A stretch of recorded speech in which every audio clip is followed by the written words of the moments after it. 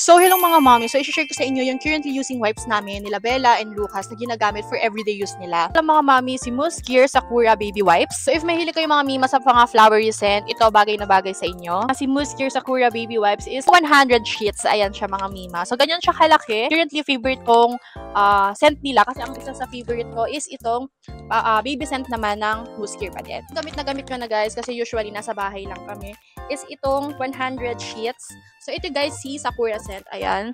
So, super bango niya talaga guys. Pag inamoy mo siya, amoy flower talaga siya. Amoy Sakura.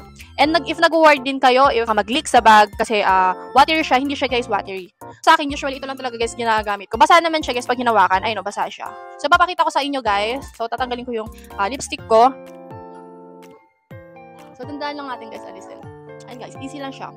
Sakto lang guys yung basa niya, hindi siya masyado watery, hindi din siya dry, and that's what I like about Mousse Gear wipes. So ito naman mga mima, si Sakura scent ng Mousse Gear. 32 sheets siya mga mima, ayan. So pwede mo siyang dalihin kung magka-travel kayo dahil super liit niya lang and handy. Pang travel pack siya mga mima. Hindi kayo mag-worry mga mima kay Mousse Gear Baby Wipes kasi ito ay hypoallergenic, infused with vitamin E, and dermatologist tested and approved. Alam naman natin na gusto natin yung gagamitin natin for everyday use ng ating mga anak is safe sa kanila. So approve ako guys kay Mousse Gear Baby Wipes. So marami pa sila guys baby wipes. So ipapakita ko dito yung